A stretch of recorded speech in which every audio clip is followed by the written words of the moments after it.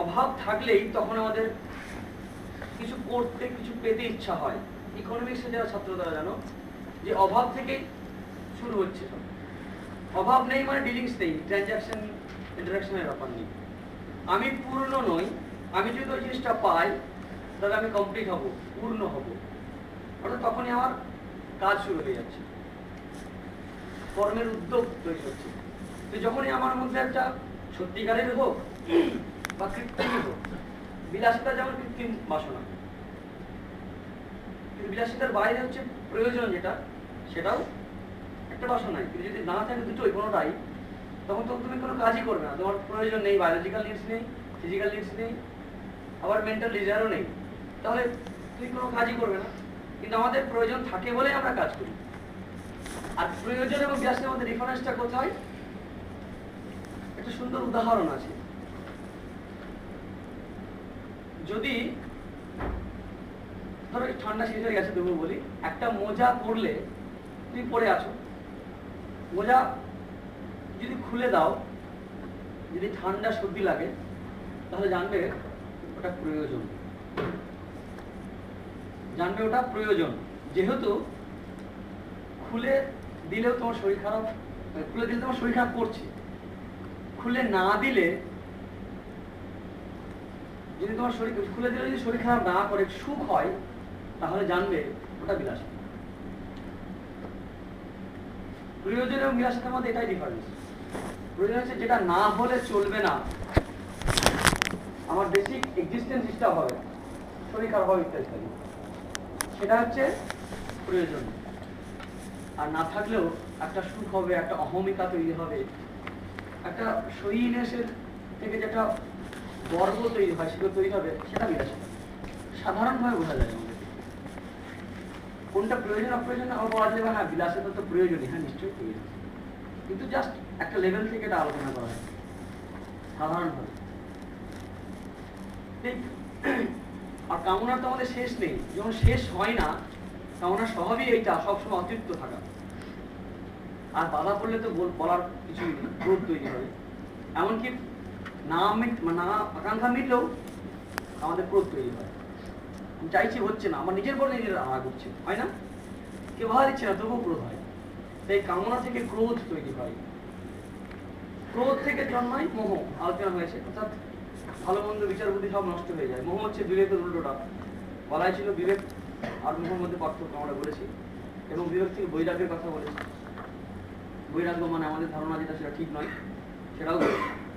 তো এই মোহ থেকে স্মৃতি, অর্থাৎ যা আমার জ্ঞান আছে, যা শুনেছি, যা করেছি, যা বলেছে অন্যরা, সেটা আমরা ভুলে যাই। ভুলে গেলে বুদ্ধি কাজ করবে না, কারণ এই ডাটাটা আমার ভিতরে আছে, সেভ করা আছে। সেই ইনফরমেশন থেকে তো আমার মেন্টালিটি তৈরি হয়, আমার বিবেক ফাংশন করে। তুমি বলতে পারো এটা আমার বিবেক বলছে, তাই আমি করেছি এটা। এটা মিথ্যা বলবে না, বলবে যে আমি আমার বুদ্ধিতে এটাই হয়েছে, এটা করা উচিত। আর তার যে সংস্কার আছে, আমাদের বুদ্ধিও কিন্তু খুব ক্লিয়ারলি যদি খেয়াল রাখো, আমাদের বুদ্ধিও কিন্তু খুব বায়াস বলা যায় প্রত্যেকেই। আমাদের জন্ম, আমাদের পরিবেশ, আমাদের ভাবনা, আমাদের ভাবতে শেখায় এরকম ভাবে। এটা কেন করবে? আমাদের দেখবে রিচুয়ালস নেওয়ার সময় যে অমুকের ঘরে জন্মেছে, অমুকের ফ্যামিলিতে আছে, ওইটা আমাদের মনে হয় এটা ঠিক নয়। আর বুদ্ধি বলছে এটা কর্তব্য নয়, ও বলছে না এটা কর্তব্য। জাস্ট উল্টোটা হতে পারে। কারো কাছে একটা খাদ্য, কারো কাছে ওটা আমার পাপ, এটা খাওয়া যায় না, স্বাভাবিক জিনিস। কিন্তু অর্থাৎ সংস্কার, আমাদের যে পরিবেশ পেয়েছি, সেই পরিবেশ, সেই সংস্কার আমাদের বুদ্ধিকে নিয়ন্ত্রণ করে। অর্থাৎ এখানে যেটা দাঁড়াচ্ছে যে স্মৃতি নষ্ট হয় মানে কি, আমাদের যে জ্ঞান আছে, আমার যে পরিবেশ থেকে যা কিছু পেয়েছি, গুরুজনদের কথা হোক বা পরিবেশ থেকেই হোক, সেগুলো আমি ভুলে যাই ওই সময়ে।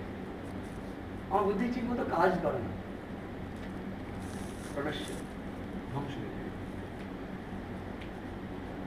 এরপরে যে শ্লোকটা বলছিলাম, এই যে রাগ, সঙ্গ, আসক্তি, এরপরে শ্রীকৃষ্ণ বলছেন অর্জুনকে, খেয়াল রাখতে হবে এই জায়গাটা শ্লোকগুলো যে আমরা নিয়েছি ওই স্থিতপ্রজ্ঞের লক্ষণ থেকে, একটা উচ্চ সাধক বা সিদ্ধ পুরুষের অবস্থা থেকে, জাস্ট সাইকোলজি বোঝাবার জন্য বা আলোচনা করার জন্য এই শ্লোক তিনটা আমি নিয়েছি, 3-4টে মধ্যে ডিটেলসে যাচ্ছি না। এরপরে এগোনো যায় 64-র পরে, কিন্তু 64তে আমি থেমে থাকবো, আমাদের ওইটুকুতেই কাজ হয়ে যাবে। রাগ দেশ বিযুক্ত হয়ে বিষয় ভোগ করতে বলছে, তাহলে কি হবে না? নিজেকে কন্ট্রোল করে, আত্মবশ্যে মানে নিজেকে বশীভূত করে, আত্মবশ্যে মানে নিজেকে কন্ট্রোল করে রাগ দেশের অধীন না হয়ে বিষয় ভোগ করো, এনজয় করো। লাইকস এন্ড ডিসলাইকস কে দূরে সরিয়ে দাও। রাগ দেশ, লাইকস ডিসলাইকস, তাহলে কি হবে? তোমার চিত্তের মধ্যে একটা প্রশান্তি আসবে, তোমার ব্যালেন্স নষ্ট হবে না, তুমি ডিসব্যালেন্স হবে না। অ্যাকচুয়ালি এই রাগ দেশ থেকেই মানে ডিউটি ভুলে যায়। অর্জুনের যে প্রবলেম হয়েছিল, সেই জাজের যে প্রবলেম হয়েছিল, উদাহরণ আমরা আলোচনা করেছিলাম, মনে আছে? এই রাগ দেশ হচ্ছে ইম্পর্টেন্ট জিনিস। এই রাগ দেশ থেকে কিন্তু আমরা ভুলে যাই আমাদের কর্তব্য, অকর্তব্য, অর্থাৎ ধর্ম, অধর্ম। এই রাগ দেশ খুব ইম্পর্টেন্ট, সারা জীবনের প্র্যাকটিস আমাদের এটাই। এই অধ্যায় শেষের দিকে কয়েকটা শ্লোক আছে, কানেক্টিং বলে আমি আগে বলে আলোচনা করছি। দেখো শ্লোক নাম্বার যারা বই এনেছো, 34 নম্বর শ্লোক, তৃতীয় অধ্যায়।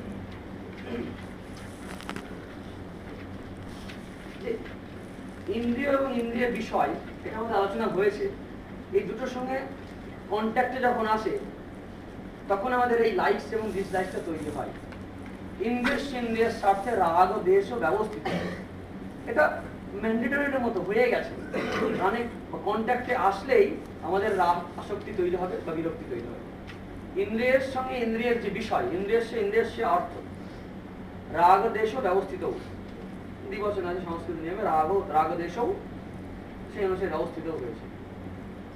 বলছে অর্জুনকে, তয় অর্থাৎ এই দুজনের বশম ন আগচ্ছে, এই দুজনের বশীভূত হলো না, তৈয়স্য পরিপন্থী নয়।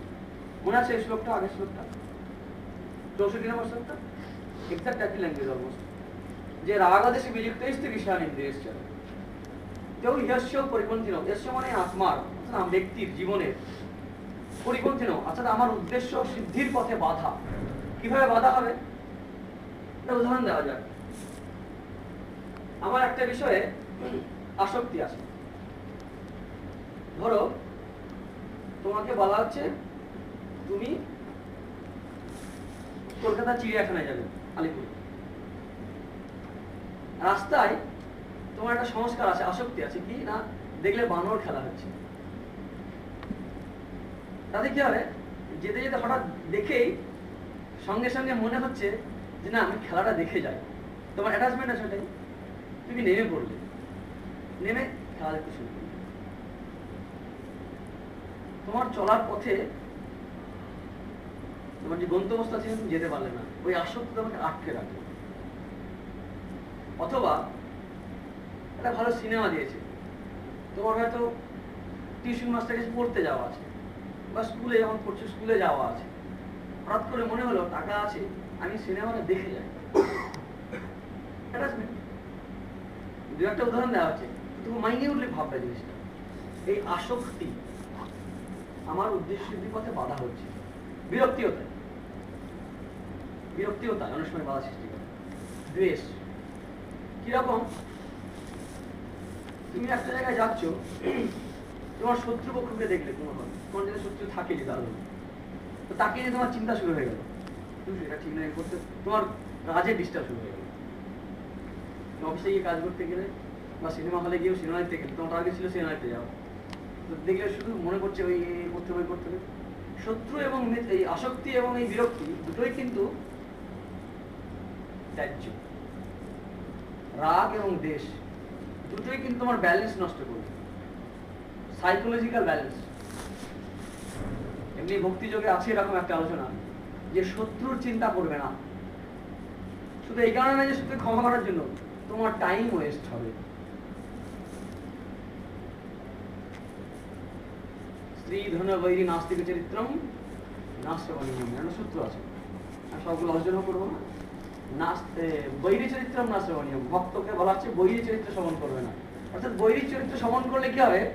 শত্রুর কথা, যার প্রতি আমার দ্বেষ আছে, হিংসা ভাব আছে, তার কথা ভাবতে ভাবতে আমার টাইমটা নষ্ট হবে। যে টাইমটা আমি আমার নিজস্ব কাজে দিতে পারতাম, ওখানে ভক্তি সাধনার কথা বলা হচ্ছে, ঠিক আমি যে কাজটা করতে যেতাম সেই কাজটা আমি করতে পারবো না। সবসময় ওই চিন্তা ভাবনা যদি থাকে আমার, পারবো না। এই রাগ এবং দেশ দুটোই কিন্তু আমার জীবনে চলার পথে বাধা সৃষ্টি করবে এবং আমার ডিসিশন নিতেও ঠিক নিতে পারবো না। ধরো ভারতের সঙ্গে ভারতের আপাত শত্রু কোনো দেশের খেলা হচ্ছে,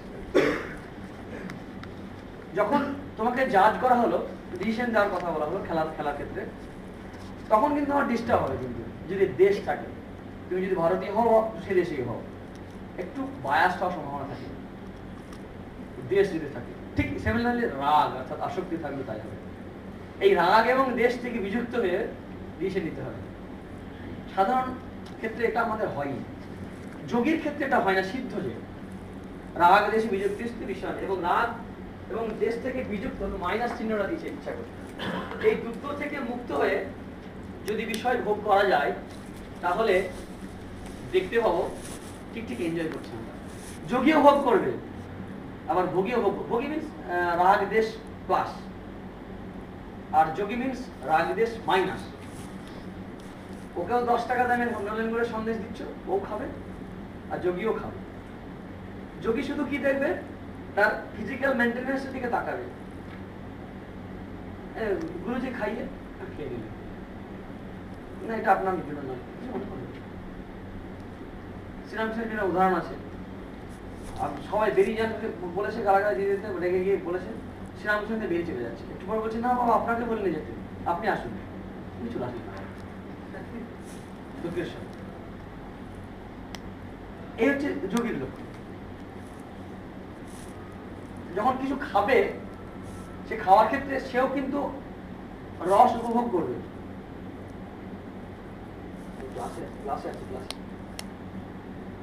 ক্লাসে আছে যোগীও এনজয় করবে, মিষ্টিত্ব উপভোগ করবে, কিন্তু ওর জন্য আসক্তি থাকবে না। তার সে বলবে না আটটা দাও, কটা করে দেওয়া আছে, দুটো করে দেওয়া হবে।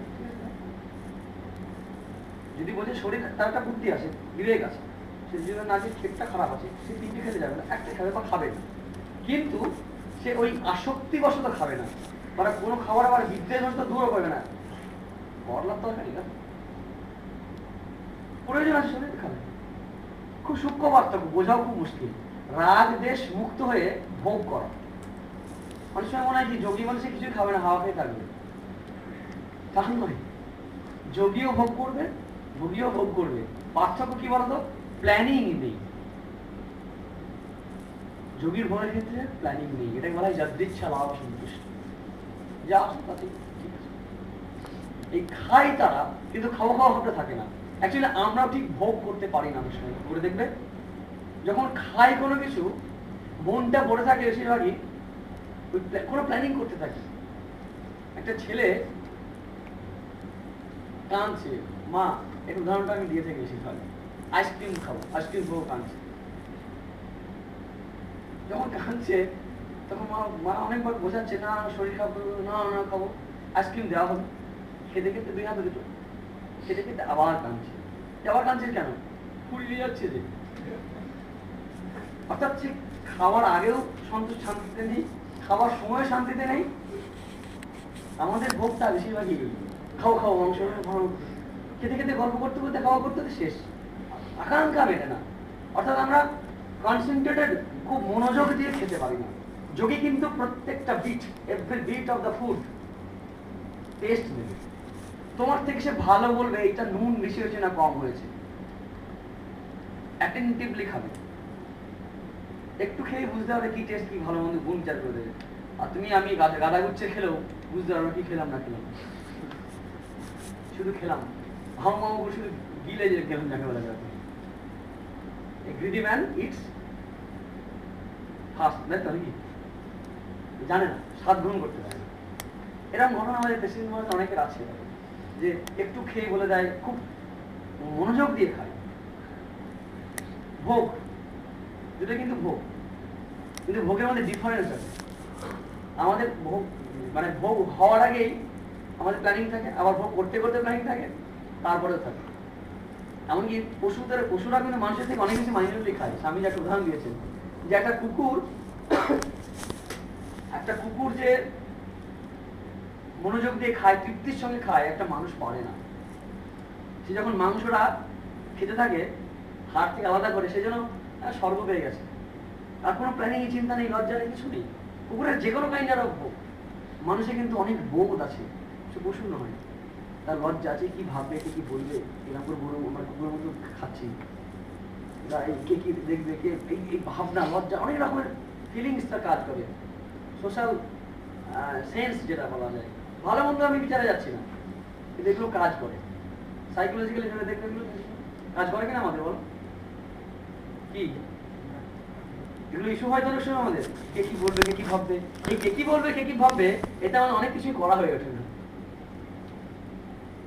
কে কি ভাববে, কে কি বলবে, এই প্ল্যানিং, এই ভাবনা, এই চিন্তা সোসাইটির প্রতি মুখাপেক্ষা, এটাকে বলা হয় লোকইশনা, লোকানুবর্তন। ভালো কথা শঙ্করাচার্য বলছেন, লোকানুবর্তন মানে লোকের মন জুগিয়ে চলা প্রয়োজন আছে টু সাম এক্সটেন্ট। ওই লোক মুখাপেক্ষা হয়ে থাকলে পরে অনেক সময় বড় বড় কাজ করা যায় না। লোক বা সমাজ একটা এমনই জিনিস যা তোমাকে খুব বড় হতে দেবে না, খুব খারাপ হতেও দেবে না, একটা ব্যালেন্সে চলো।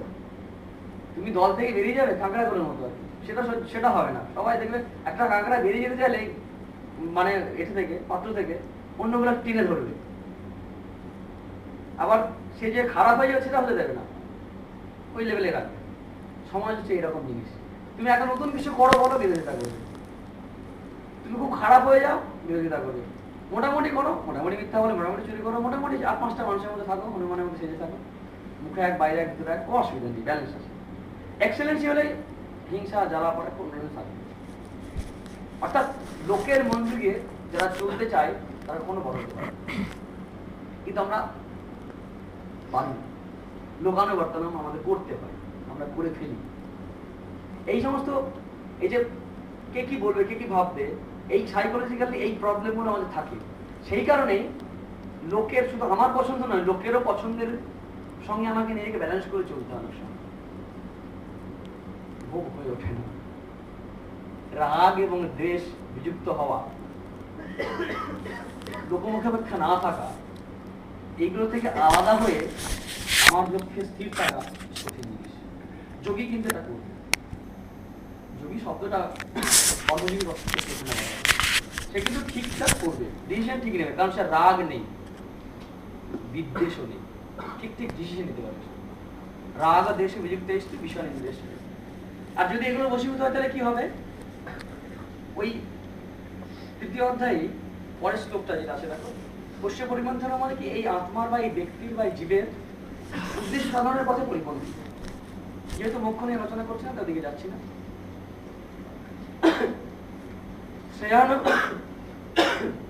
শ্রেয়ান স্বধর্ম বিগুণ পরধর্ম সনুষ্ঠিত, স্বধর্মে নিধনাংশে পরধর্ম ভয়াবহ। একদিন স্বধর্ম নিয়ে বলেছিলাম, একটা মজার গল্প বলেছিলাম, মনে আছে তো? সেই রাত্রিবেলায় সকালবেলায় এসে বলছে যে বসকে বলছে যে স্যার আপনি আজকে যাবেন না ফ্লাইটে। বলেছি মনে আছে, আর স্বধর্ম পালন করা, এই স্বধর্ম থেকে আমরা সরে যাই কিসের জন্য? রাগ দেশের জন্য। এদের 34-এর পরে 35 নম্বর শ্লোকে যেটা কর্মযোগে রাখো, তৃতীয় অধ্যায় বলছে, ইন্দ্রিয় সেন্দ্রিয় স্বার্থে রাগ দেশে অবস্থিত তয়োরণ অসমাগচ্ছ তৌহস্য পরিবন্ধিন শ্রেয়ান স্বধর্ম বিগুণ পরধর্ম সনুষ্ঠিত স্বধর্মে নিধন শ্রেয় পরধর্ম ভয়াবহ।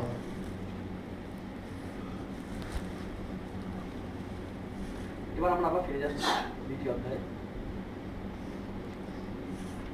এইভাবে বিষয় ভোগ করলে কি হয়? আমাদের ভাষায় বলতে গেলে মনটা ভালো থাকে, প্রশান্ত। প্রসাদম অধিগচ্ছতি, প্রশান্ত। প্রসাদ এখানে বলা হয় চিত্তের প্রশান্তি। চিত্তের প্রশান্তি আসলে পরপর মনটা একাগ্র করা, আধ্যাত্মিক দিকে এগিয়ে যাওয়া সম্ভব হয়। কিন্তু আমাদের যেহেতু এইটুকু আলোচনা করতে যাচ্ছি, এখানে থেমে যাচ্ছে, পরে আর যাচ্ছি না। যেমন আছে যেমন প্রসাদে সর্বদা খানা ঘানি এসব বুদ্ধি আছে, যেখান থেকে আত্মপ্রভাব মনের ভিতরে নিতে পারবে, এগুলো যাচ্ছে না। কিন্তু এটা হচ্ছে বেসিক। বলছি যদি এখানে বলছে না উত্তম রূপে আচরিত অন্য ধর্ম হতে গুণরহিত নিজের ধর্ম, যদি নিজের ধর্মের কোনো গুণই না থাকে তাহলে সেটা ধর্ম পালন করতে কি বলতে হবে? নিজের ধর্মে যদি কোনো গুণই না থাকে, নিজের ধর্মে এই যে বলছে গুণরহিত ধর্ম, নিজের ধর্ম, নিজের ধর্মে যদি কোনো গুণই না থাকে, এটা অপশন দিচ্ছে, কিন্তু এমন কোনোটাই হয় না। প্রত্যেকটা কাজই প্রত্যেকটা সাবজেক্ট, প্রত্যেকটা বিষয়ে কিন্তু গুণ আছে। যদি তোমার ওই সময় বুদ্ধি বিভ্রম করে অনেক সময় নিজের ধর্ম থেকে ত্যাগ করা, এক্ষেত্রে কিন্তু হ্যাঁ তুমি বলতে পারো তাহলে কি আমি যেটা করছি সেখান থেকে চেঞ্জ করবো না, শিফট করবো না।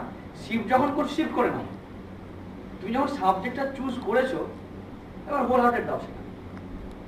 তুমি ধরো কেমিস্ট্রি নিয়ে পড়ছো, ইন্ডাস্ট্রিয়াল কেমিস্ট্রি নিয়ে পড়ছো, হঠাৎ করে পড়তে পড়তে আমার মনে হলো সংস্কৃতটা পড়া ভালো।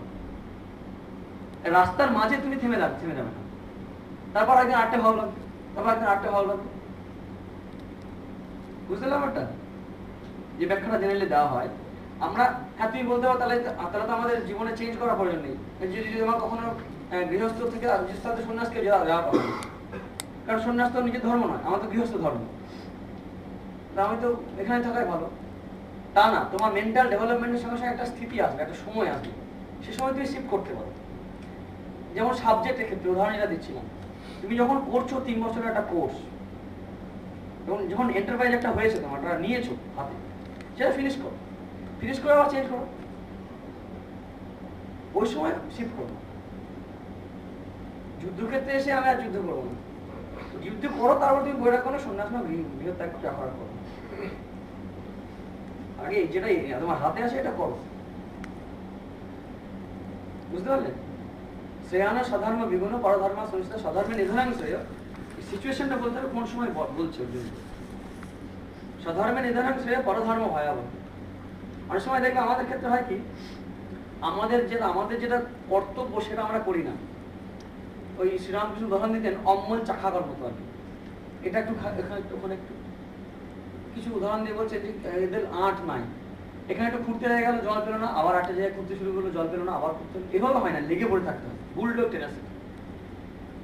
এইটা বুঝতে পারলে?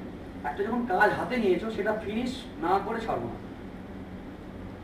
একটু করতে গিয়ে দেখলাম বাধা আসছে, ছেড়ে দিলাম, আর একটা নিই, ইন্ডাস্ট্রিয়াল করতে গিয়ে দেখলাম রাত জেগে শনিবার প্র্যাকটিক্যাল করতে হচ্ছে, আবার সাথে ক্লাস থাকে না, বলে মিলাচ্ছে এই সাবজেক্টটা ভালো না, কে সংস্কৃত কি এতে এক্সেপশনেই ভর্তি রুলসের থেকে, সংস্কৃত সেটা জানে।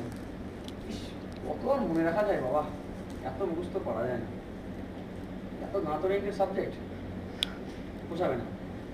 ম্যাথে যাই, ম্যাথে গেলাম ঝুঁকে গুণ থাকতো, ওখানে করতে গিয়ে বাবা এটা মাল্টিপ্লাই কমপ্লেক্সিটি বাড়তে এমন জায়গায় যাচ্ছে আর বোঝাই যাচ্ছে না কিছু, ওটা ঠিক শুট করছে না। এইরকম করে এটা হচ্ছে স্বধর্ম ত্যাগ করা, বারবার শিফট করা। সাধারণ নির্দেশ হিসেবে বলতে আমি যেটা নিয়েছি সেটা একদম হোল হার্টেডলি করবো, করেঙ্গে মরেঙ্গে টাইপ।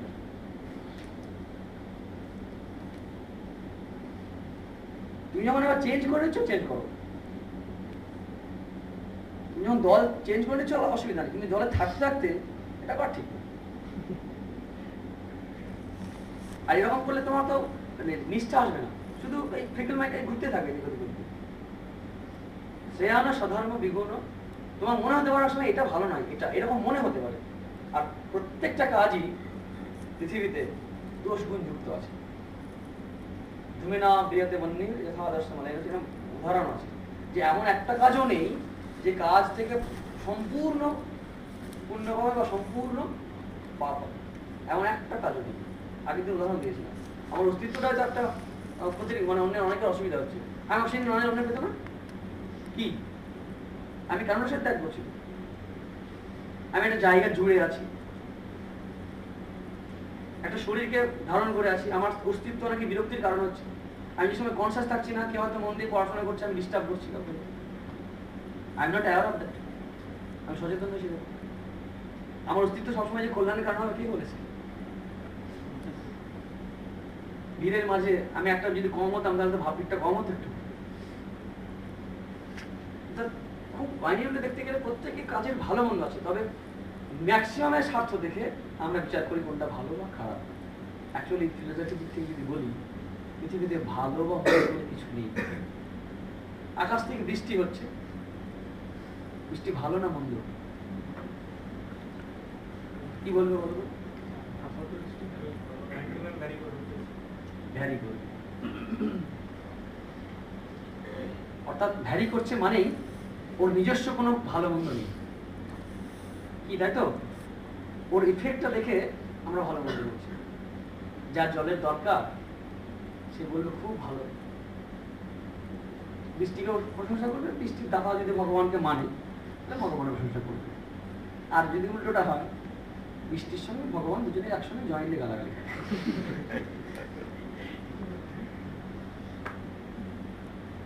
অর্থাৎ আমরা প্রত্যেকেই বিচার যখন করি না স্বার্থের দিক দিয়ে, এমনকি খুব বড় দৃষ্টিতে যদি দেখো, দেখবে জনস্বার্থ মঙ্গল একটা শব্দ শুনছো, সেটা কিন্তু স্বার্থই।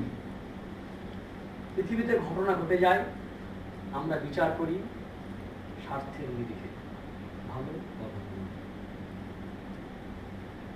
খুব সাহস করে বলতে গেলে বলতে হয়, পৃথিবীতে কোনো ঘটনাই খারাপ নয়, কোনো ঘটনাই ভালো নয়। মেটেরিয়াল ওয়ার্ল্ডে যেমন একটা সঙ্গে ইন্টারাকশন করছে এটাও তাই। মানে কোনো ঘটনাকে বিচার করার জন্য স্বার্থ ছাড়া কি প্যারামিটার আছে? নেই তো, সেই কারণে তো স্বার্থ যেদিন চলে যাবে সেদিন তোমাদের কাছে জগৎটা অন্যরকম মনে হবে। সেদিন সেই সেই পাগল সাধুর কথা মনে পড়ে। কি বলতো, যাকে ঢিল মারছে আনন্দ পাচ্ছে, বলেছিলাম উদাহরণটা এখানে, বলিনি? মনে করে দিচ্ছি, কনসাসনেস আলোচনা করতে বলেছিলাম মনে হয়। সবাই ঢিল মারছে, বাচ্চা ছেলেগুলো গায়ে পোশাক টোশাক নেই, রক্ত পড়ে যাচ্ছে, সে আনন্দ দেখছে সবকিছুর মধ্যে, রক্তের মধ্যে আনন্দ, সবকিছুর মধ্যে আনন্দ।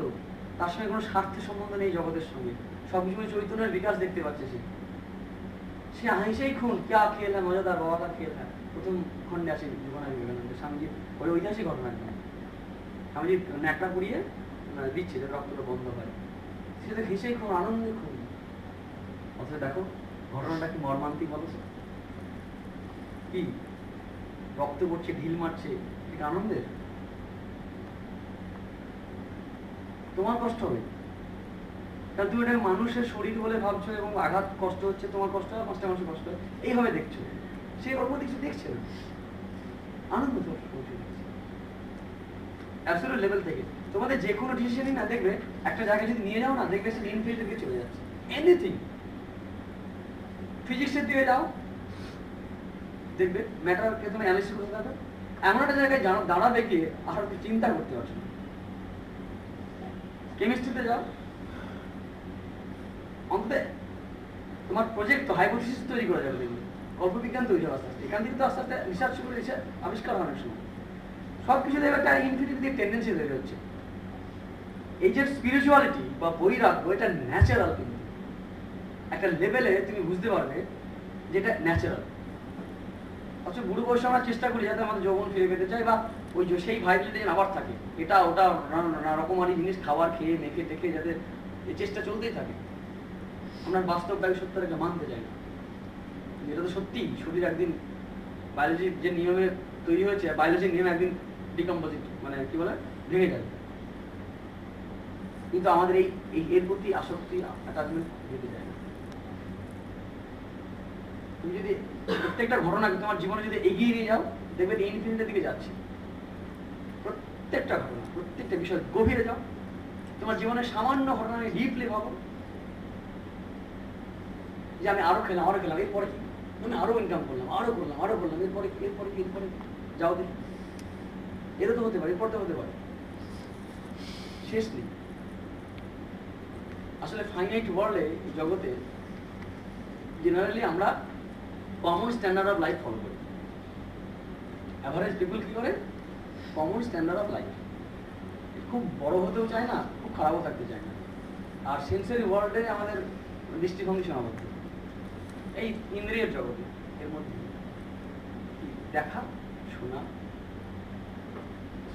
ছোঁয়া, এই তো এই কটা, এর বাইরে তো আমাদের আর জগৎ নেই। আচ্ছা, চৌম্বক জগৎ একটা আছে আমাদের নেই। যদি থাকতো জগৎটা আমার অন্যরকম মনে হতো। 6টা ইন্দ্রিয় আছে, আর জীব যত নিম্ন শ্রেণীর সে ইন্দ্রিয় তত সুখ পায় বেশি। সবচেয়ে লোয়ার ক্যাটাগরি জীব হচ্ছে তাদের শুধু স্পর্শেন্দ্রিয় থাকবে, অনুভব থাকবে না। মোস্ট ডেঞ্জারাস এবং নিজেকে ছোট করার সেন্স অর্গান হচ্ছে টাচ, স্পর্শ থেকে যে সুখ হয় সবচেয়ে বেশি নিচু লেভেলের সুখ। নিচু লেভেলে কেন তুমি বলতে পারো না ভালো হতেই পারে, ভালো নিশ্চয়ই, খারাপ মন বলছি না, কিন্তু তোমার চিন্তা ভাবনা লেভেলটাকে নামিয়ে দেবে, তোমার বুদ্ধির, তোমার চৈতন্যের বিকাশটা হয়ে যাবে, তোমাকে একদম জ্বরের সঙ্গে আটকে করে রাখবে। জড়ো ওই কারণে জড়ো, কনসাসনেসের বিকাশটা কম আছে।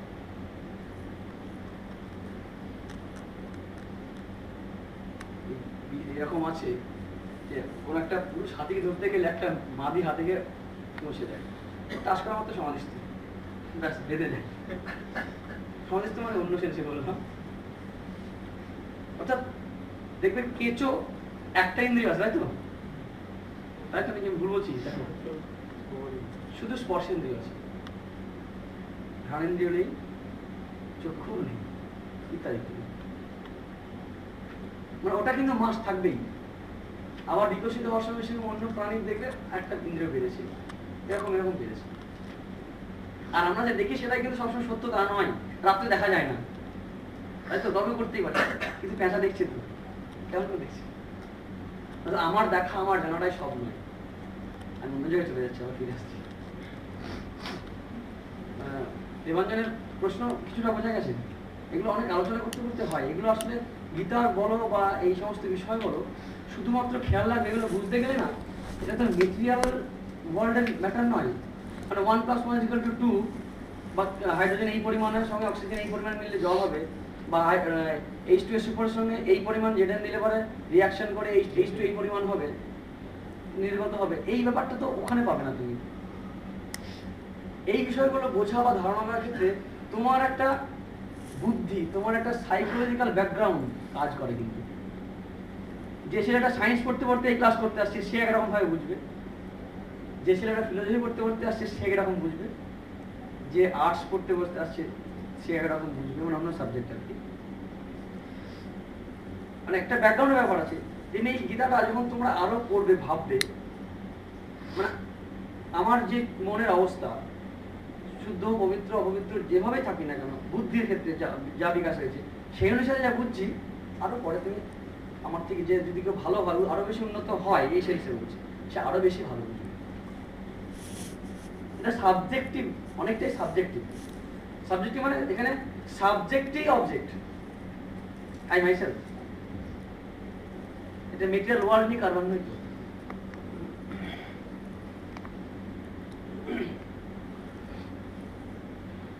রাগ দেশে বিযুক্ত বিষয় ইন্দ্রিয়েন আত্মবশ্যে বিরাত্মা প্রসাদমতি গচ্ছতি। অর্থাৎ এই রাগ দেশ মুক্ত হয়ে যে যতটা আমরা পারবো সে ততটা খুশ মেজাজে থাকবে, প্রসাদম অধিকাচ্ছে, হাসি মুখ থাকবে, পেলাম না পেলাম সন্তুষ্ট। কারণ পৃথিবীর কোনো বস্তুই আমার ব্যক্তিত্বের তুলনায় বড় নয়, আই মাইসেলফের তুলনায় বড় নয়। সাধারণভাবে আমরা নিজেদেরকে মেজার করি কি দিয়ে? What I have. দেখতে পাচ্ছ? Have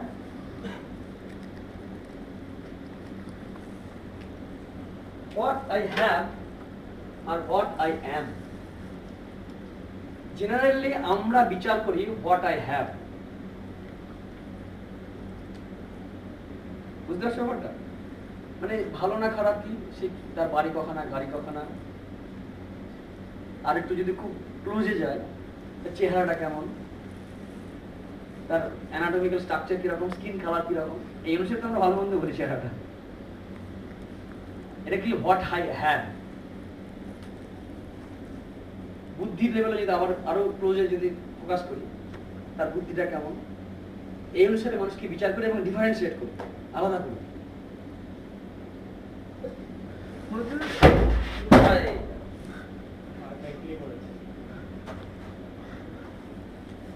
What I have or what I am. What I am যেটা, that can never be changed. যে আমি তা আমি। পড়াশোনা করে আমি ইনফরমেশন নিতে পারি, চর্চা করে বুদ্ধির বিকাশ বেশি করাতে পারি, কিন্তু আমি অ্যাজ কনসাসনেস আমি নিজেকে চেঞ্জ করতে পারি। সম্পত্তি অর্জন করতে পারি, আবার চলেও যেতে পারে। বুদ্ধির ক্ষেত্রেও তাই ডিস্টার্ব করতে পারে, রূপ চলে যেতে পারে, অ্যানাটমিক্যাল স্ট্রাকচারও ডিস্টার্ব হতে পারে, কিন্তু আমি কি বা আমি কে এটা কিন্তু চেঞ্জ হবে না। কিন্তু আমরা মানুষকে বিচার করি এই লেভেলে। এই লেভেলে বিচার করলে কিন্তু ডিফারেন্স বৈচিত্র্য আসবেই, ভেদ তৈরি হবে। কিন্তু যদি আমরা ওই আমিকে এইটা যদি স্থির থাকি, তার কিন্তু চিন্তা বা ডিস্টার্ব হওয়ার কোনো কারণ নেই। কারণ নেচারের নিয়মই হচ্ছে চেঞ্জ হওয়া। নেচারের উপর আমি নিজেকে অ্যাটাচ করবো নেচারের সঙ্গে। এক সময় এরকম আছে, এক সময় আমার খুব কমবে, যেমন চুল পাকতে শুরু করছে, করবে, এক সময় এগুলো কুচকে যাবে, এটা তো হবেই। বুদ্ধিরও স্মৃতিরও কম বেশি এদিক ওদিক হবে, কিন্তু আমি যা তাই থাকবে, এর বেশি আমি এগোচ্ছে না। অর্থাৎ এটা কি প্রকৃতি বলা হচ্ছে? প্রকৃতি বলা হয় সবটাই, চৈতন্যের বাতি যা সবটাকে প্রকৃতি বলা হচ্ছে। আরো হায়ার লেভেলে গেলে আবার বলা হয় প্রকৃতি বলা আলাদা কিছু নেই, তুমি তোমাকে খাচ্ছ। যেমন করে মাকড়সা নিজের ভিতর থেকেই জাল তৈরি করে, লালা বের করে জাল তৈরি করে, তো করে নিজেকে বদ্ধ করে ওখানেই খেলে, আবার চাইলে নিজে খেয়ে গুলিয়ে নিতে পারে। সেটা অনেক বেদান্তের অনেক উঁচু লেভেলে, আমি যাচ্ছি না। শুধু এইটুকুই বলছি যে আমার যদি কিচ্ছু না থাকে আমার, তবুও আমি মূল্যবান। পৃথিবীর কোনো বস্তু আমার স্বরূপের কাছে, আমার নিজের কাছে কিন্তু আমার নিজেকে বেশি মূল্যায়ন করে দেওয়া আমি করতে পারবো না। বিজ্ঞানের নিয়মে যা কিছু কোনো কারণের দ্বারা তৈরি হয় তা একসময় ভেঙে যাবে। কেন যাবে বলো তো? কারণ যদি পুড়িয়ে যায় তখন। যেমন তোমরা সলিউশন করেছো, একটা নির্দিষ্ট চাপ এবং তাপে একটা সলিউশন কনসিডার হচ্ছে, তো মানে মিক্সচার হচ্ছে। সেই কারণগুলি সরিয়ে দাও, চাপ তাপ যদি কমে যায় কি হবে? বিশিষ্ট হয়ে যাওয়া, সলিউশনটা থাকবে আর থাকবে না। তো আমি যদি কোনো কিছুর দ্বারা বিশাল হই বা কোনো কিছুর দ্বারা আমি বেশি সুখী হই, ন্যাচারালি সেটা একসময় থাকবে না। কেন থাকবে না? যা অর্জিত হয়েছে তা বর্জিত হবেই।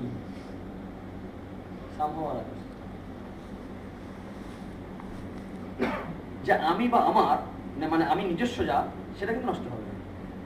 এটা খুব ফিলোসফিক্যাল, একটু এগিয়ে গেলাম। ন্যাচারালি সাধারণ ক্ষেত্রে দেখো আমাদের আমি যা তা কিন্তু অনেক মূল্যবান।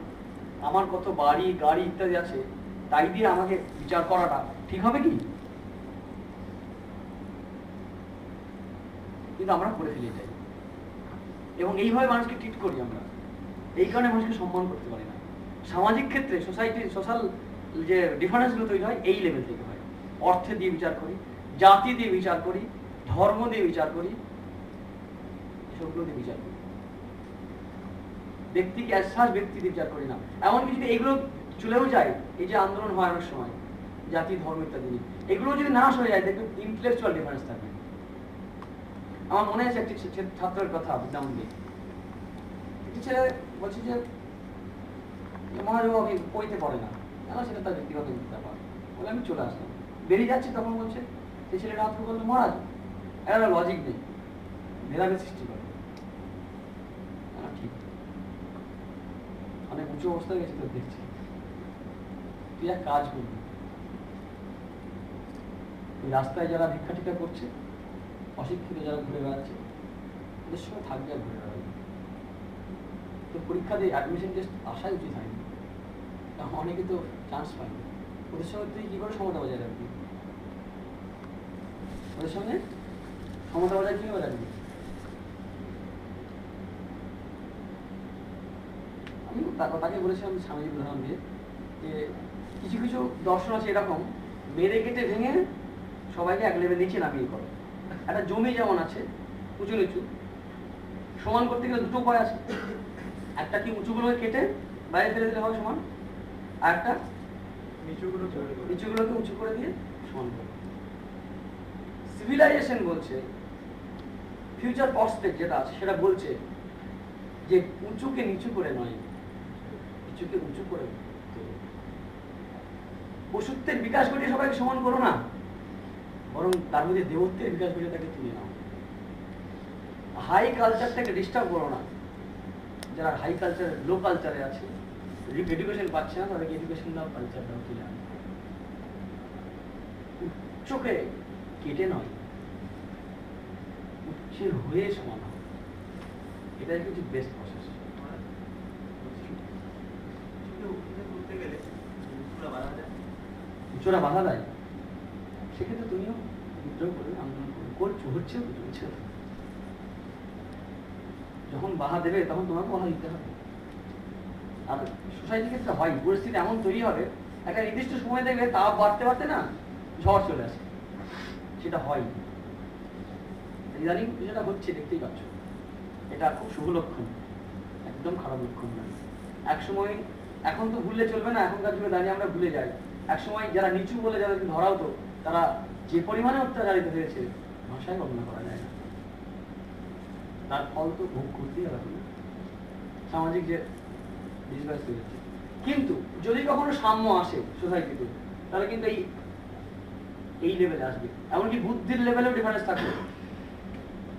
যতই সাম্যবাদের কথা বলো কেন, কেউ বুদ্ধিমান হবে, কেউ বোকা হবে। কি হবে কি বলো? যেটা দূর করতে পারে সামাজিক বা রাজনৈতিক দিক থেকে অধিকার ভোগের দিকটা, শাস্তির দিকটা। যে তুমি একটা, স্বামীজি বলছেন মানুষের গলা কাটলে প্রশংসা করা হবে, আর আমি একটা আম চুরি করলে আমার ফাঁসি দেওয়া হবে, সেটা কেন হবে? অধিকার বৈষম্যটা চলে যাবে। যা সেটা সামাজিক ইস্যু, রাজনৈতিক ইস্যু, ওটা আমি বলছি না। তো আমি কে, এটাই কিন্তু ইম্পর্টেন্ট জিনিস। প্রত্যেক ব্যক্তির মধ্যে যদি এই সচেতনতা আসে, তার লাইফ স্যাটিসফ্যাকশনটা আসবে। কিন্তু এটা যদি না থাকে, সে অর্জন করতে করতে জীবনের পরিপূর্ণতা, স্যাটিসফ্যাকশন আসবে না। অন্তরে সবসময় একটা অপূর্ণতা থেকেই যাবে। আর টার্গেট যদি থাকে আমার ইনকাম করা, নিশ্চয়ই এটা ঠিক আছে, করবে, কিন্তু তার সঙ্গে প্যারালাল এটা রাখতে হবে। সুভাষচন্দ্র বসু তরুণের স্বপ্ন এক জায়গায় বলছেন, 3টে বিষয় বলেছেন, প্যারামিটার দিয়েছেন, যে এগুলো কিন্তু কম্পালসারি, বাকি কাজ করো। কি কি বলেছেন? নির্জনে গভীর হয়ে কিছুক্ষণের জন্য চিন্তা ভাবনা করো, 8 ঘন্টা টাইম বলছেন। তরুণ স্বপ্নের বইটা তোমরা পড়লে দেখতে পাবে। নেক্সট কি বলছেন? কিছু সৎ গ্রন্থ পাঠ করা, বইয়ের লিস্ট দিয়েছেন, রবীন্দ্রনাথ থেকে বিবেকানন্দের, শ্রীরামকৃষ্ণের বইয়ের লিস্ট দিয়েছেন। তারপর আর কিছুটা ব্যায়াম করা, এক্সারসাইজ করা। এই 3টে দিতেই হবে, তা নাহলে কি হবে? মানে একটা মানুষ যে কোনো সাইডে স্পেশালাইজ হোক না কেন, সে সাবজেক্টে হোক, প্রফেশনে হোক, তার মনের মধ্যে একটা কিন্তু অপূর্ণতা থেকে যাবে। সে অপূর্ণতা দূর করার জন্য কিন্তু এই 3টে প্র্যাকটিস করতে হবে। সুন্দর মনে মেইন জায়গাটা হচ্ছে এই জায়গা, আত্মসচেতনতা। যেটা বলতে চাইছি, এইগুলো নয়, মানে আমি কি আছে। ওই চিঠিগুলো যদি পড়ো তোমরা, জেল থেকে লিখছেন নেতাজি চিঠিগুলো, ওখানে সুন্দর আলোচনা করছে। অপূর্ণতা থেকে যাবে, আর অপূর্ণতা মানেই ফার্স্টেশন আসবে।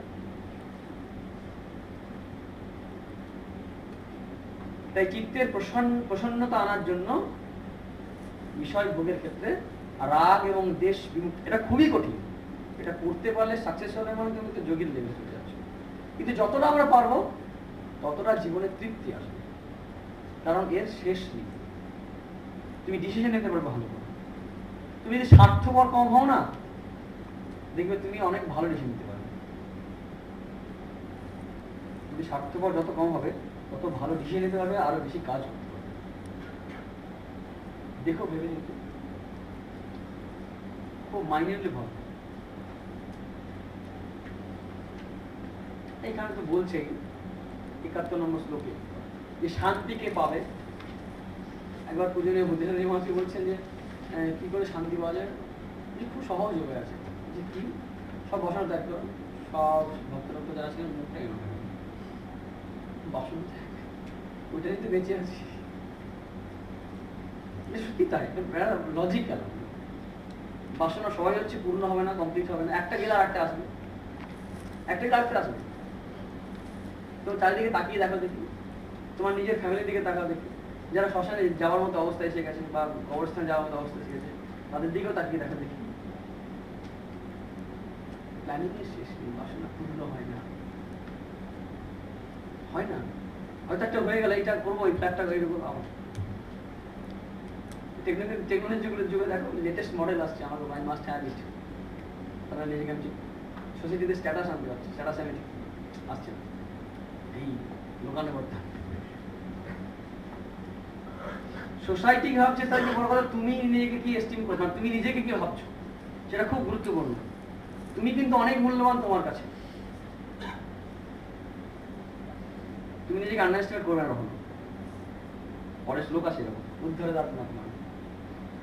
71 নম্বর বলছে বিহায় কামান্য সর্বান পুমাংস্যতি নিস্পৃহ নির্মম নিধান করে সে শান্তি পদে গেছে। শান্তিকে পায় যে সমস্ত কামনা ত্যাগ করেছে, নিস্পৃহ, অহংকার নেই, আমার আমার ভাবটা কম, সেই শান্তি পায়। শান্তি পাওয়ার সহজ উপায়, কঠিন বিষয়। এবার দেখো শ্রীকৃষ্ণের ভূমিকায় বলছিলেন যে শ্রীকৃষ্ণকে বলেছিলেন যে তুমি আমার বুদ্ধিটা ভুলিয়ে দিচ্ছ জানো। একসময় আত্মতত্ত্ব কনসাসের কথা বলছো, চৈতন্যের কথা, আবার কাজ করতেও বলছো। কাজ করবো কেন? কাজ যদি ঝামেলায় যদি হয় চুপচাপ থাকবো। আমি কাজ করে তো বড় হতে পারবো না চৈতন্য শক্তি। আমি ভালো কাজই করি খারাপ কাজই করি, আমি তো স্পর্শ করবে না চৈতন্য। মেঘে যদি সূর্য ঢাকা পড়ে তাহলে কি বলবো সূর্য খারাপ হয়ে গেছে? বলবো?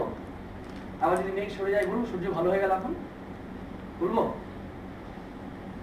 কি বলবো সূর্য ভালো হয়ে গেল? না, সূর্য যেমন তেমনই আছে, বাধাটা হয়ে গেছে। তেমনি কোনো কাজের দ্বারা আমরা আমাদেরকে ঢেকে ফেলতে পারি, আমরা আমাদেরকে প্রসারিত করতে পারি। সেই কর্মই সুকর্ম যা আমার এই মেঘটা সরিয়ে দেবে, যদি বিচার করতে হয়। আর যা আমাকে ঢেকে দেবে আরো আমার এটাকে, সেটা কুকর্ম। অর্জুন বলছে তাহলে কাজ কেন করতে যাবো? আমি চৈতন্য সঙ্গে আমার কোনো চেঞ্জ হওয়ার কাজ করে লাভ। প্রবলেম হচ্ছে কাজ না করে আমাদের সিস্টেমটা এমন, আমরা মানুষের শরীরের সিস্টেমটা এমন, কাজ না করে থাকতে পারে নহি কষ্টের সনমকে জাত দৃষ্টের টাকার মুখে। 5 নম্বর শ্লোক আছে তৃতীয় অধ্যায়। আর 2 নম্বর শ্লোকে তৃতীয় অধ্যায় কি বলছেন? 1 নম্বর 2 নম্বর দেখো, জয়সি চেত কর্মণস্তে মতা বুদ্ধি জনার্দন তৎকিং কর্মণি ঘরে মাং নিয়োজসি কেশব। তুমি যে বলছো যে কর্মের থেকে বুদ্ধি, মানে এখানে জ্ঞান কথা বলা হয়েছে, এটা ইমপ্লাইড আন্ডারস্টুড, যে কর্মের থেকে জ্ঞানই যদি শ্রেষ্ঠ হয়, চৈতন্য যদি শ্রেষ্ঠ হয়, তাহলে কেন আমাকে এই ঘোর কর্ম যুদ্ধের মতো কাজে নিয়োগ করছো? যুদ্ধের মতো কাজে আমাকে নিয়োগ করছো কেন? তুমি কেমন গুলিয়ে দিচ্ছ না বুদ্ধিটাকে? ব্যামিস বুদ্ধি বুদ্ধি মোহন শিবম, জানো মনে হচ্ছে তোমার বুদ্ধিটাকে গুলিয়ে দিচ্ছ। ঠিক করে বলো কোনটা আমাকে কল্যাণ কর, তাদের কাম বাধা নিশ্চিত পাই না সে কাম আপনি নিশ্চিত রূপে বলো কোনটা শ্রেষ্ঠ, শ্রেয় মার্গ, সেটা আমি করব। শ্রীকৃষ্ণ বলছেন দুটোই আছে, লক্ষ্য একটাই। কিন্তু প্রবলেম কি, যতক্ষণ পর্যন্ত আমাদের শরীর বুদ্ধি স্ট্রং আছে, দেহ বুদ্ধি, আমার তোমার মনে হচ্ছে যে এই কেমিস্ট্রি ফিজিক্সের বা হিস্ট্রির এই তত্ত্বগুলো খুব ভালো, দ্বিতীয় বিশ্বযুদ্ধের কারণ ও ফলাফল বিস্তৃত আলোচনা প্রয়োজন, তাই না? বা আইনস্টাইনের ইকুয়েশনটা ডিসকাস হলে, বা নিউটনের 3টে ল ভালো করে পড়াশোনা করা খুব দরকার। তুমি সেটা তুমি প্রাইমারি স্কুলে দিতে পারবে না? পারবে কি? তাকে একটা লেভেলে আসতে হবে, তখন সে পারবে। জ্ঞান ঠিক আছে, খুব ভালো, কিন্তু জ্ঞানের অধিকারী কজন আছে? কনসাসনেস কজন মাথা ব্যথা নেই? বেশিরভাগ তো মনে জগতে পড়ে আছে। তাদের মানসিক উন্নতির জন্য এবং পরবর্তীকালে আধ্যাত্মিক উন্নতির জন্য স্টেপ বাই স্টেপ এগোতে হবে। পর্যন্ত সে অবস্থা নেই, দীর্ঘদিন ধরে ভাবছে এই বদলা নেব। দ্রৌপদীর চুলে হাত দিয়েছে, ওই হাত কে বললো? ভীম। আর কর্ণের সম্বন্ধে প্রতিজ্ঞা দিচ্ছে অর্জুন, পুরভঙ্গ করে দেবে। এরা তো সবাই প্রতিজ্ঞা করছে দ্রৌপদী চুল বাঁধবে না যতদিন না দুঃশাসনের অবস্থা এরকম হচ্ছে। অর্থাৎ কি, এই অর্জুন থেকে শুরু সবাই সবসময় খপ খপ করে গেছে, পেলে হচ্ছে এক সুযোগ পাচ্ছে, বাবার উপর রাগ, দাদার উপর রাখছে। দ্রৌপদী যা তা বলছে, যুধিষ্ঠিরকে ভিক্ষা করে বা ভিকারের মধ্যে ইত্যাদি অনেক কিছু বলছে। ওই যে বনবাস অবস্থায় অনেক গালাগালি দিয়েছে। যারা ওই ক্রীড়াধর্জনা করছে তারা জানে, দ্রৌপদীর ভাষণ নিজে খরচ দেখবে ওখানে কি লেভেলে নামাচ্ছে তাকে, যুধিষ্ঠিরকে, যে রাজার ধর্ম কি আর ভিকিরির ধর্ম কি, ভিকিরি সন্ন্যাসী হয়, সে অনেক বলেছে। অর্থাৎ অর্জুন কিন্তু সেই লেভেলে ওঠেনি ওই মুহূর্তে, ওই মানসিক অবস্থায়। বলছে তোমাকে যুদ্ধে নিয়ে করছি, তোমাকে বলছে না গেরুয়া পরে সন্ন্যাসী শান্তির বাণী প্রচার করো, তোমাকে বলছে না তুমি বেদব্যাসের পাশে গিয়ে স্টেজে বসো, ধৃতরাষ্ট্রকে দেখে ব্যাসদেব আছে, ওরা আছে, ওখানে গিয়ে বসো। সেটা তোমার তো ধর্ম নয় ওটা। সাধারণভাবে ম্যাক্সিমাম মানুষ কিন্তু কাজ ছাড়া থাকতে পারে না। এমনকি আমি ঘরে থাকলেও দেখবে একটা প্ল্যানিং করতে থাকবো, চিন্তা করছি, এটা একটা কাজ। নাহি কশ্চিৎ ক্ষণমপি, 5 নম্বর শ্লোকে, জাতু তিষ্ঠতি অকর্মকৃত, কাজ না করে এক মুহূর্ত আমরা থাকতে পারি না, হয় সুকর্ম বা কুকর্ম, প্রোডাক্টিভ আনপ্রোডাক্টিভ যা কিছু না, আমরা কাজ করছি এবং নিজেকে ইনভলভ করছি, সাইকোলজিক্যালি ইনভলভ হয়ে যাচ্ছি, অবশ হয়ে, অর্থাৎ যেন আমাদের নেচারের বশীভূত হয়ে আমরা কাজ করি, প্রকৃতির অধীন হয়ে। প্রকৃতি কি? 3 গুণের সমন্বয়। 3 গুণ নিয়ে পরে আলোচনা করবো, গীতাসে এখন যাবো না, চতুর্দশ অধ্যায় আছে। প্রকৃতি যেই গুণাই বশীভূত হয়ে সত্য রজতম 3 গুণের দ্বারা আমরা ওভার পাওয়ার, এটার দ্বারা আমরা বাধ্য হয়ে কাজ করবোই। তামসিক, রাজসিক, সাত্বিক এক এক লেভেল এক রকম কাজ করবো, কাজ করতে বাধ্য। গুণাতীত হলে আমাদের কাজ না করলে চলে, কিন্তু আমরা যেহেতু নই সেহেতু কাজ করতে আমরা বাধ্য। আর যে করবে না অথচ মনে মনে ভাববে যে ঠিক আছে, বাইরে দেখালো কি শুনেছে যে ভোগ করা খারাপ, ত্যাগ করলে তাকে সম্মান করে মানুষ, বাইরে ত্যাগ করবো, কিন্তু মনে মনে আনন্দ করে যাচ্ছে। শ্রীকৃষ্ণ তাকে কি বলেছে? ভণ্ড, মিথ্যাচার, বিমূঢ়াত্মা।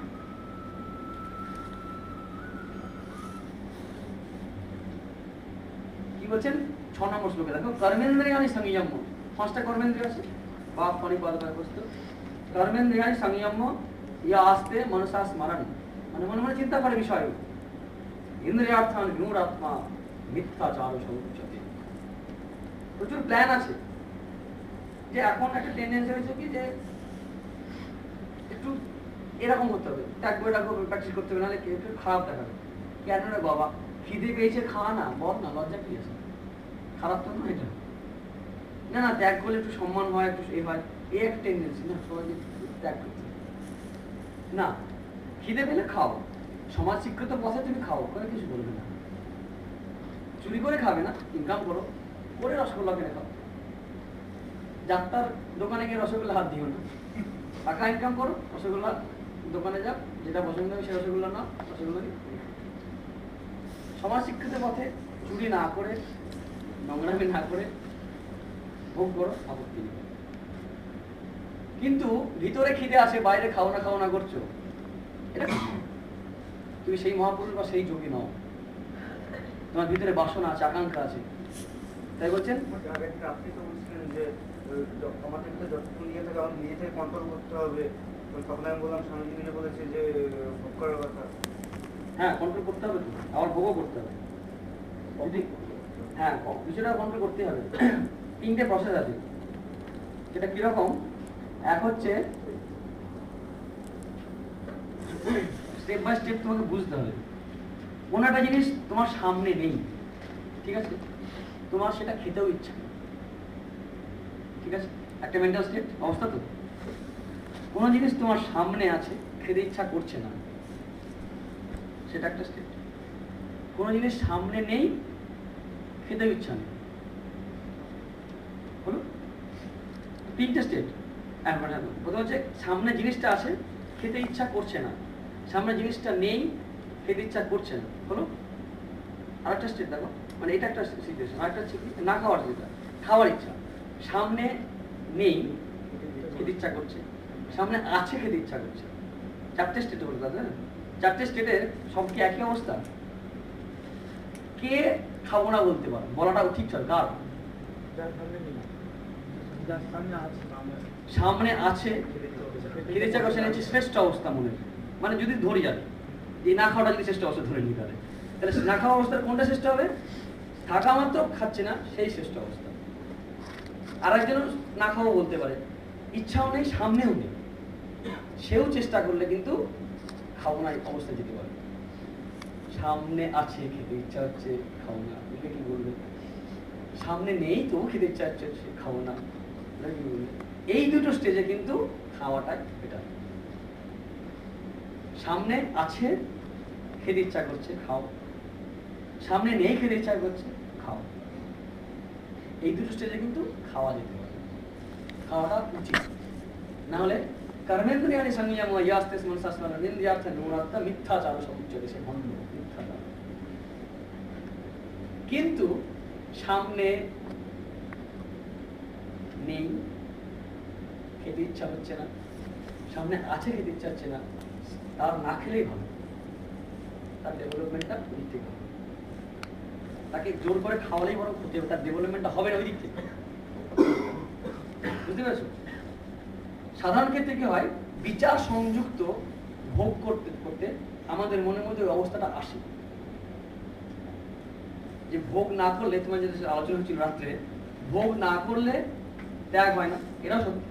আবার ভোগ করলেও ত্যাগের প্রবৃত্তি হয় না। এর উপায় কি? ভোগও করো, বিচারটাও রাখো।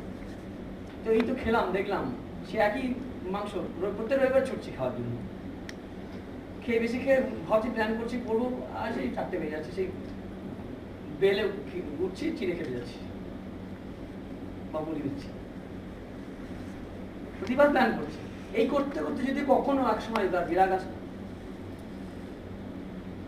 বুঝতে পারলে? কোনোটা খারাপ নয়, কিন্তু মানে তুমি কি বলবে যে প্রাইমারি স্কুলটা খারাপ? বলবে? বলবে না তো। এইচএস খারাপ বলবে? বলবে না। কিন্তু তুমি সবসময় প্রাইমারিতে থাকবে না, এইচএসে থাকবে? ঘুরতে হবে, এগোতে হবে। বোঝা গেল ব্যাপারটা?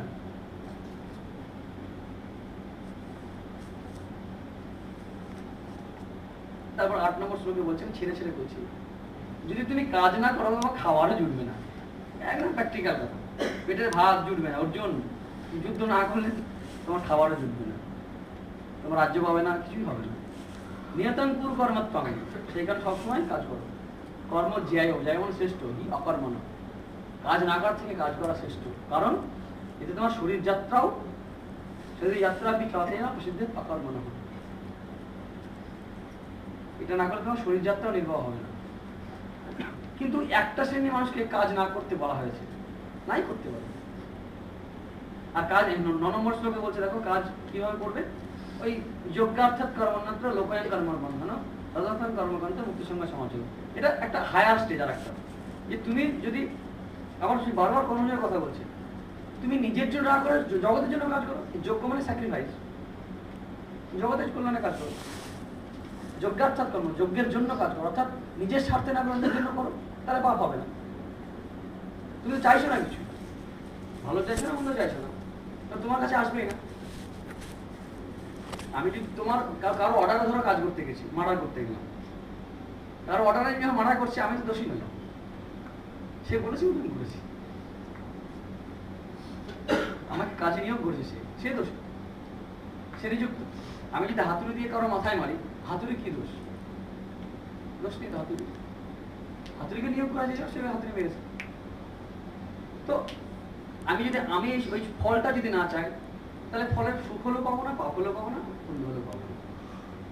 যদি অন্যের জন্য যজ্ঞার্থাৎ কর্মণত্র লোকায়ন কর্মবন্ধন তদার্থন কর্মকান্তে মুক্তের সঙ্গে সমাচল। কর্মযোগ বোঝা কিন্তু একটু কঠিন, বারবার ভাবতে হবে। নিজে না ভাবলে নানান ডাউট তৈরি হবে, আবার সংশোধনের আবার ডাউট তৈরি হবে।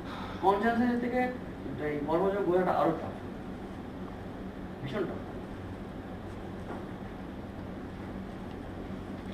তারপরে 10 নম্বর, 11, 12, 13 নম্বর বলছেন যে ট্যাক্স দেওয়ার ব্যাপার আছে। তুমি যেহেতু জগৎ থেকে ভোগ নিচ্ছ, তুমি কিন্তু জগৎকে কাজ দিতে বাধ্য, সে সার্ভিস দিতে বাধ্য। যদি তুমি জগৎ থেকে ভোগ না নাও, যেমন লেখা থাকে না, ইনক্লুসিভ অল ট্যাক্সেস, কোনো ব্যক্তির দিকে ডাইরেক্ট ট্যাক্স নিতে, কোনো কিছু ভোগ করতে গেলে ট্যাক্স দিতেই হবে।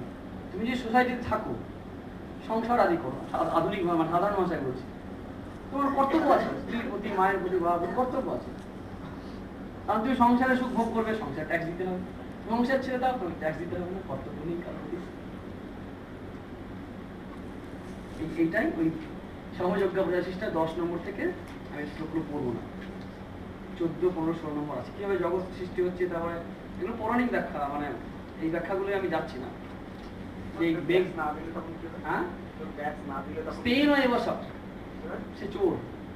তাহলে মানে যদি ওটা মরা ছিল তো মানে মায়ের আন্ডার থেকে চেক করে দিয়ে একটা মরা ছিল, কি বলবেন? হ্যাঁ, মহারাজ লাগে বল না, তুই বল, আমি বলবো। তো মানে মায়ের আন্ডারে থেকেছে, নিয়েছে, খেয়েছে, কিছু করছে, ট্যাক্স দেয়নি। এই অপরাধে বেলুন মাঠে মরা যায় নয়, বিপ্লবীরাও আছে, সুভাষচন্দ্র হিসেবে অনেকেই আছে, তাই না?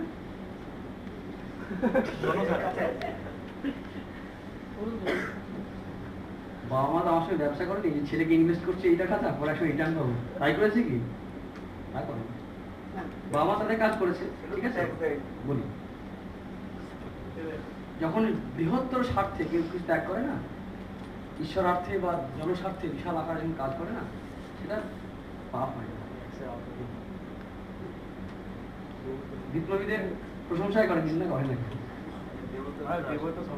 দেবত্ব সম্পদ এই অপরাধে বিপ্লবীরা, সন্ন্যাসীরা সবাই অপরাধ হয়েছে। এই একটা অপরাধ দিতেই পারে কেউ, এর উত্তর লজিক্যালি কি দেওয়া যাবে? এছাড়া উত্তর নেই। শ্রীরামকৃষ্ণ একটা কথা বলেছেন যে বাবা পরম গুরু, যতদিন জীবিকাকে সেবা করবে, কিন্তু যদি ভগবানের জন্য প্রয়োজন হয় তাদের উদাহরণ দিচ্ছেন একটার পর একটা। দাদার কথা শোনেনি কে? বিভীষণ, শ্রীরামচন্দ্র। যে ভগবান কিনা সে ডিফারেন্ট ম্যাটার, তোমাদের আলোচনা আলাদা একটা খুশি হতে পারো, কিন্তু ভগবান কপিরা তাদের স্ত্রী স্বামীর কথা শোনেনি, প্রহ্লাদ তার বাবার কথা শোনেনি, ধ্রুব তার মায়ের কথা শোনেনি, শুক্রাচার্য তার গুরুদেবের কথা শোনেনি, বলি ভগবানের জন্য। তাই যখন বৃহত্তর স্বার্থ বা ভগবত বিষয়ে, কিন্তু খেয়াল রাখতে হবে ভগবানের নাম করে এসে নোংরামি করলে তার বাবা হবে কিন্তু দেশের সেবা করবো নাম করে এসে যদি আমি দেশের ক্ষতি করতে চাই তাহলে কিন্তু ঠিক হচ্ছে না, খেয়াল রাখতে হবে। আদারওয়াইজ তুমি সোসাইটি থেকে ভোগ নিচ্ছ, তোমাকে দিতে হবে। আর ওই বয়সটা তার লেনদেনের ব্যাপার নেই। যে সময় শিক্ষা গ্রহণ করছে বাড়ি থেকে, বাবা মায়ের সেবা নিচ্ছে, সে সময় থেকে কিন্তু বাধ্য না সেবা দিতে। পরে যদি আমার সংসারে ঢুকে সংসারে সুখ ভোগ করবে, ব্রহ্মচারী অবস্থাটা তো সোসাইটি তাকে ভরণ পোষণ করবে। সাধারণ সন্ন্যাসী ব্রহ্মচারী এরা তো ইনকাম করে না। সংসার ধর্ম বর্ধন কেন বলা হয়? কারণ এই কারণে বলা হয়, একমাত্র সংসারীরা ইনকাম করে। সংসারী বলতে সকল মানে হাউস হোল্ডার ইনকাম করতে যাবে, প্রোডাক্ট মানে সোসাইটিকে রান করতে, অর্থনৈতিক থেকে, রাজনৈতিক থেকে, সামাজিক থেকে রান করা। ব্রহ্মচারী তো না সমাজ বাচ্চার মতো আর কি, তার তো লাইফে ডিসিশন নেয়নি সেভাবে। তার সন্ন্যাসী হয়নি, সংসারী হয়নি, এরপর ডিসিশন নিচ্ছে, এরপরে তার কাছে লেনদেন করা যাবে 18 বছর বয়স পর্যন্ত না হলে। সন্ন্যাসী মানে কি যোগী? না, যোগী মানে সন্ন্যাসী বলা যেতে পারে, সন্ন্যাসী মানে যোগী বলা যেতে পারে। কখন কোন ক্ষেত্রে দেখতে হবে। সন্ন্যাসী মানে একটা ত্যাগী, সামাজিক কোনো সম্পর্ক থাকবে না, আর্থিক সম্পর্ক থাকবে না। সন্ন্যাসীর সঙ্গে একটা রিলেশন একজনেরই, সে নিজের সঙ্গে। রাগ দেশ রাগ দেশ এসব কি তাদের মধ্যে থাকবে না? থাকবে না, আমি তো বলা হয় যায় না তো আমার চেষ্টা করছি সবাইকে শেষ করছি। সে ফাইনাল হয়েছে নাকি? আমি 3টে স্টেজ 4টে স্টেজ বলেছিলাম না? কি আছে? মানে যেমন বিদ্যামন্দিরে যখন ঢুকেছি, সবাইকে ছাত্র একই লেভেলের? প্রাইমারি ছাত্র পিএইচডি করছে ছাত্র, সবাই কি একই লেভেলের? যারা সন্ন্যাসী হতে এসছে তাদেরও ক্যাটাগরি আছে, অনেক নাম আছে তাদের, বিবিধুষু, বিদ্যুৎ, নানা রকম আছে। বিবিধ সন্ন্যাসী মানে হচ্ছে সন্ন্যাসী হওয়ার জন্য সন্ন্যাসী হতে এসছে, মানে হয়ে আসে, ছাত্র হয়ে আসবে, কমপ্লিট করে আসবে।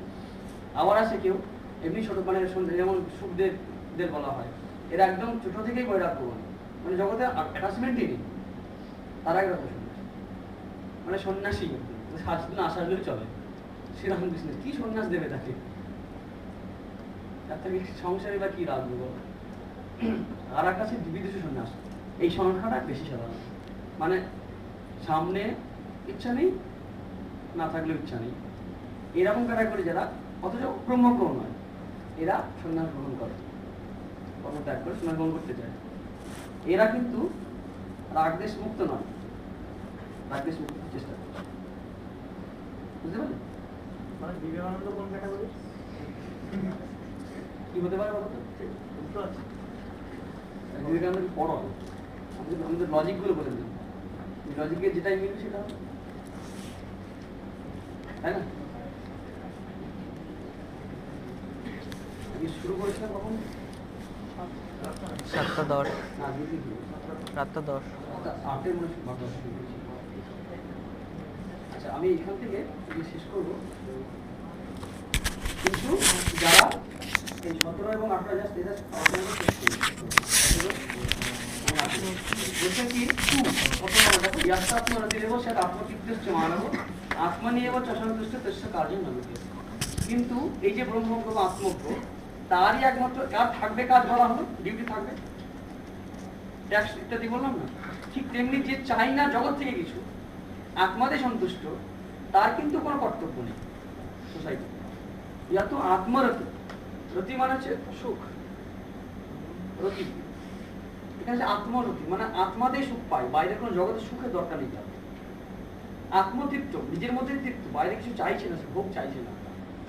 এগুলো আমি আবারও বলছি, এগুলো বুঝতে গেলে ধীরে ধীরে চর্চা করতে অনেক ভাবতে হবে। আমি নিজে নিজে বেরিয়ে যাচ্ছি, কারণ এগুলো আমাদের কনফিউশন তৈরি হওয়ার সময় কাজ ত্যাগ করবো কি কাজ করবো না, সন্ন্যাসী না গৃহী, বুঝতে হবে, নিজেকে দেখতে হবে কি অবস্থা আছে।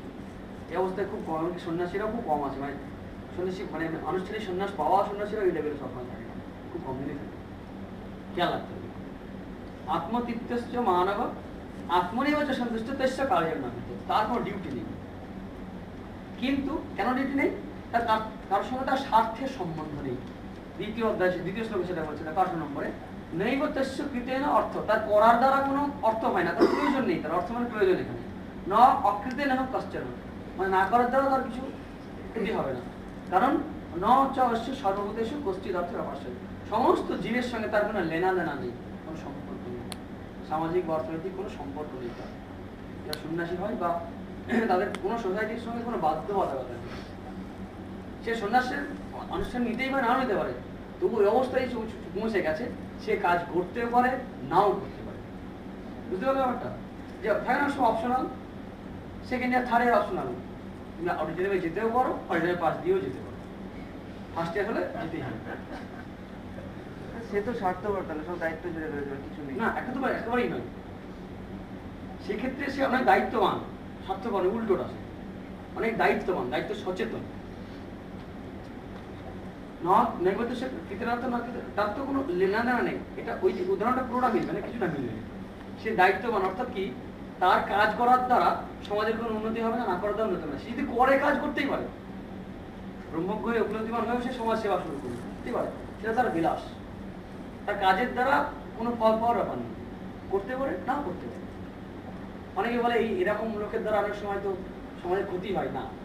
এই মানুষগুলোর শুভ ইচ্ছায় জগতের অনেক কাজ হয়, কিছু কাজ না করলে, ভালো হোক বললেই তাদের কল্যাণ হয়, চৈতন্য হোক বললেই তাদের অনেকের কল্যাণ হয়। তাদের ইচ্ছা শক্তি এতই প্রবল আর এতই স্পন্টেনিয়াস, কারণ তাদের মধ্যে প্ল্যানিং নেই, তাদের স্বার্থপরতা পুরোপুরি নষ্ট হয়ে গেছে। তার মধ্যে ডিভাইন ব্যাপারটাই কাজ করতে হবে। আমাদের প্ল্যানিং থাকে, স্বার্থ থাকে, তো সেখানে বাধা পাই। আমরা কাজ করি প্ল্যানের দ্বারা, স্পন্টেনিয়াস নয়। এক্ষেত্রে সে নিজেই যন্ত্রটাকে এমনই মানে ক্লিন করেছে, আমি ঠিক বোঝাতে পারবো না এই মুহূর্তে। জাস্ট এটাই বলছি যে সেই মানুষগুলো কাজ করা দরকার হয় না। স্বামী এক জায়গায় বলছেন সুন্দর কথা, একজন বুদ্ধ জগতে প্রকাশিত হওয়ার পূর্বে কত শত বুদ্ধ নীরবে জীবন জাগিয়েছেন, তাদের জীবন কি ব্যর্থ হলো? কোনো কোনো জায়গায় দেখবে একটা মানুষ চুপচাপ বসে আছে, সব ভাবনার একটা জেনারেটর, তার কাছে বসলেও তুই জানতে পারলে তো কল্যাণ দিচ্ছিস। আমরা কাজ মানে বুঝি বলতো কি বলতো, এক গাদা না খাটলে হবে না। সেইভাবে যদি বিচার করি যে লেবার কাজ করছে আর যে অফিসে বসে কাজ করছে, ডিফারেন্স করবো না আমরা? কি পার্থক্য? তো কেউ তো শুধু ডিসিশন নিচ্ছে, তাকে দেখা যাচ্ছে তাকে 50,000 টাকা দিচ্ছে, আর যে এক্সিকিউট করছে সে হয়তো 10,000 টাকা পাচ্ছে। আর যে মাঠে গিয়ে লেবারের মতো ইট ভাঙছে ওই প্ল্যানটা এক্সিকিউট করার জন্য, সে পাচ্ছে হয়তো 5,000 টাকা। মূল্যবান কি বলতো? কারণ লেভেল আছে। এইটা বলে আর কি শেষ করবো। নৈবেদ্য স্বীকৃত না না কৃতনের কাছে না অবশ্যই। তবুও কিন্তু বলছেন, আমাদের শ্রীকৃষ্ণ বলছেন, তবুও কিন্তু সে কাজ করছে। দেখো আমাকে, দেখো আমি কাজ করছি, উদাহরণ দিয়েছি নিজেই, যে আমার তো কোনো দরকার নেই। 22-23 শ্লোকে নমে কর্তাস্তি করতে কিছু লোকের সেদিন যাবে 22 নম্বর বলছে, আমার কোনো 3 লোকে আমার কোনো কাজ নেই, কোনো স্বার্থ সম্বন্ধ নেই, তবুও আমি কাজ করে যাচ্ছি। নানা ব্যাপার ভাবতাম ভাবতো এই বছর কর্ম এই বছর কর্ম তবু কাজ করে যাচ্ছে। শ্রীরামকৃষ্ণ কি দায় করেছে, স্বামী বিবেকানন্দ কি দায় করেছে, কষ্ট করেছে শরীর ধারণ করে কাজ করা, আমেরিকা যাওয়া এই করা। শ্রীরামকৃষ্ণের ওই শরীরে কত কষ্ট বহন করছে, কি দরকার ছিল? They love the world, they come for that. Thank you. পরে আলোচনা করতে